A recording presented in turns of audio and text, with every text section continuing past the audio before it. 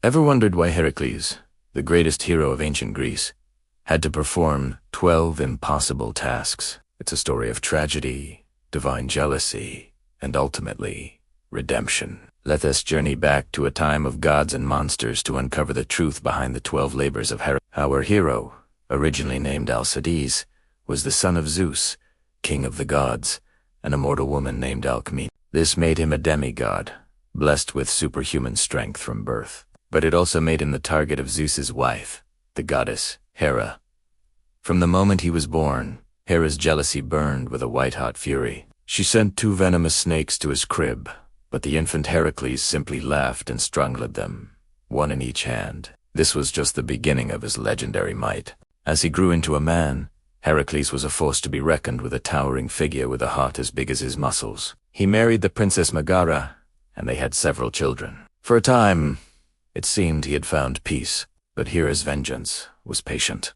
In a fit of divinely induced madness, she clouded Heracles' mind, causing him to see his own family as enemies. In his rage, he committed a terrible, unforgivable act. When the madness lifted and Heracles realized what he had done, he was consumed by grief and despair. Seeking to purify himself of this horrific crime, he traveled to the oracle at Delphi. The oracle, speaking for the god Apollo, declared that Heracles must serve his cousin, King Eurystheus of Tyre, for 12 years and perform any 10 labors the king demanded. Only then would he be cleansed of his guilt and granted immortality. King Eurystheus, a weak and cowardly man, was secretly influenced by Hera.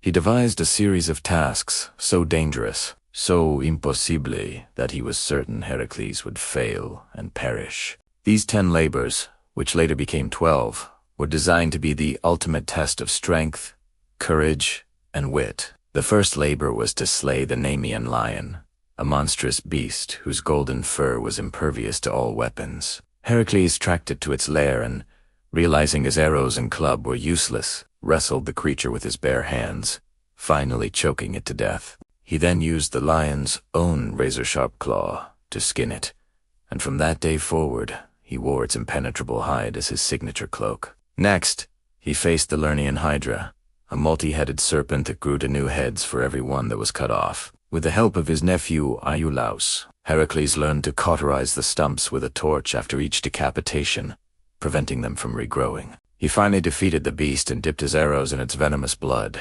making them instantly lethal.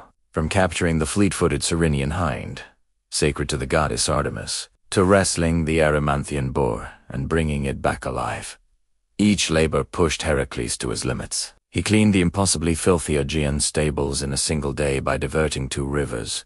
He drove away the Stymphalian birds with their bronze feathers and deadly beaks. He even journeyed to Crete to capture the fire-breathing Cretan bull.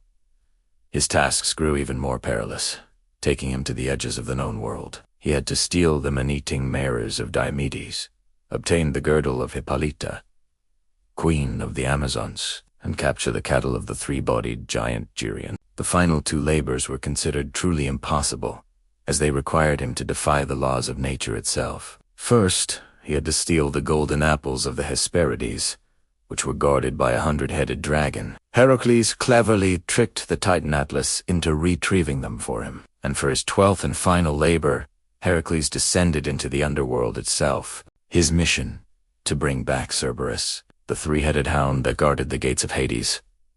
Unarmed, he wrestled the monstrous dog into submission and presented it to a terrified King Eurystheus, before returning the creature to its rightful place. Having completed these 12 impossible tasks, Heracles was finally freed from his servitude and purified of his crime. His journey was one of immense suffering, but through his perseverance, he transformed his personal tragedy into a legend of eternal glory, securing his place among the gods on Mount Olympus. His story reminds us that even from the darkest depths of despair, true strength can forge a path to redemption. Thanks for watching. If you enjoyed this dive into Greek mythology, don't forget to like, subscribe, and hit that notification bell for more legendary tales.